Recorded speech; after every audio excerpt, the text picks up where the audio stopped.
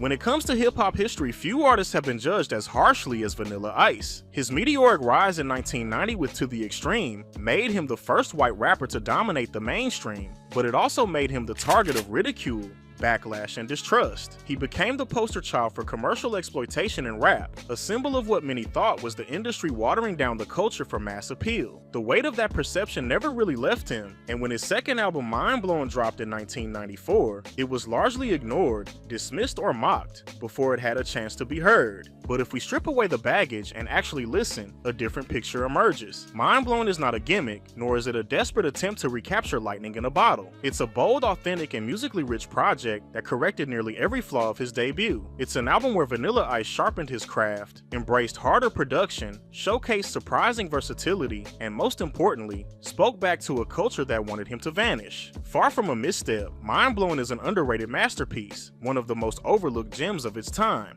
Hey yo, check it, I think it's time to wreck it. So here I go again with the stuff, so let's test it. Cool like the ice. The biggest revelation of Mind Blowin' is how different it feels from Vanilla Ice's debut. To The Extreme was undeniably successful, but it leaned into pop rap formulas and danceable hooks that often made Ice sound more like a novelty than a serious artist. On Mind Blowin', that polish is stripped away. The production is grounded in boom bap, the rugged sample-heavy style that defined early 90s East Coast hip-hop. Funk and jazz elements weave their way into the soundscape, giving the record texture and rhythm without sacrificing grit. Now everybody wants to have fame, but you're paying the price if you're not playing it by the game, cause this game is made. Even the tracks that lean toward dance or party vibes feel more natural and refined, as though Ice had finally learned how to channel his charisma into music that held weight. This shift is crucial because it reveals something often forgotten. Vanilla Ice had talent. He could rap with precision, adapt his flow to different tempos, and ride a beat with confidence. When he wasn't buried beneath pop gimmicks, his skills came through. Mind Blowin' is the clearest example of that. Get on down to the sound and a good rhyme with a song that should climb.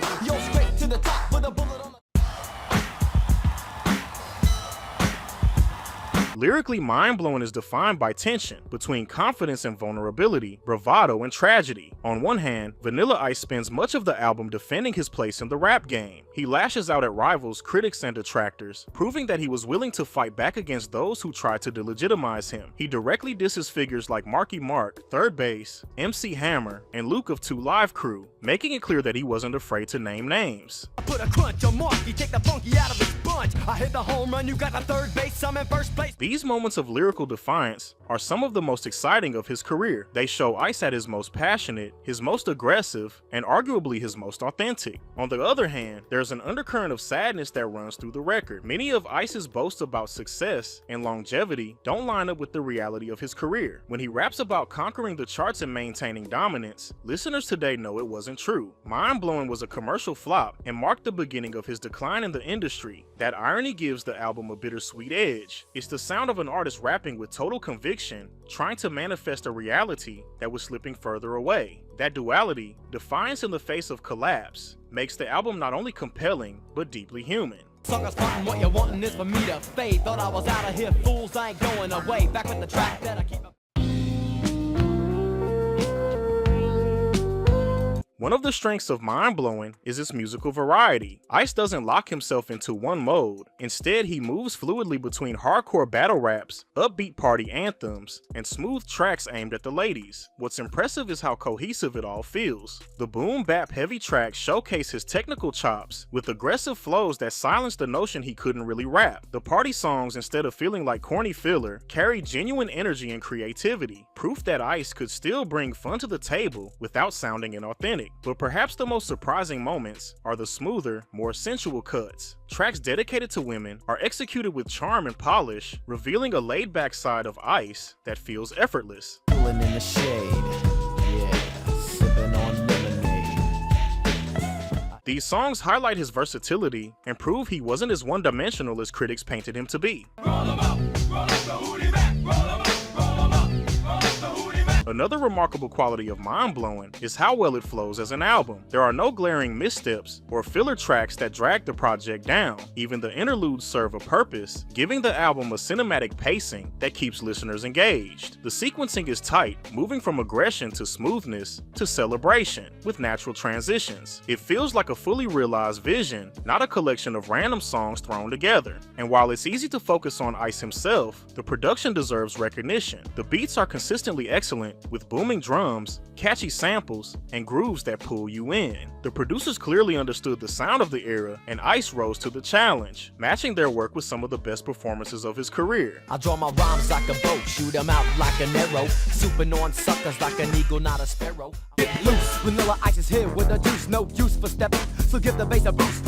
So why was Mind Blowin' dismissed? The answer has less to do with the album itself and more to do with the cultural climate surrounding Vanilla Ice. By 1994, he had become a punchline. Hip-hop purists resented his success as a white rapper, critics saw him as a manufactured star, and fans who once celebrated him had turned away. In that context, Mind Blowin' didn't stand a chance. It wasn't evaluated on its merits, it was judged against Ice's reputation. That's what makes revisiting the album so rewarding. Stripped of the baggage, it becomes clear that Mind Blowin' is not only a good album, it's a great one. It's the work of an artist who had something to prove, who took the backlash and channeled it into sharper flows, better production choices, and more refined songwriting. The tragedy is that few were willing to listen. The president like your record cause it wasn't hip hop pop, but this ain't a diss cause you sold gold, still I made a killing. Calling Mind Blowin' a masterpiece isn't hyperbole. It's a recognition of what the album accomplished. It corrected the flaws of To the Extreme, delivering an authentic hip-hop record at a time when no one expected Vanilla Ice to make one. It showcased his versatility, his technical ability, and his resilience in the face of overwhelming doubt. It also captured a unique emotional space, blending confidence with vulnerability in a way that was rare for the genre at the time. Most importantly, it stands the test of time. Listening today, the production still knocks, the flows still impress, and the energy still feels alive. Unlike many albums from the early 90s, it doesn't sound dated, it sounds fresh, cohesive, and intentional. Need a woman that's sexy, straight up and erotic.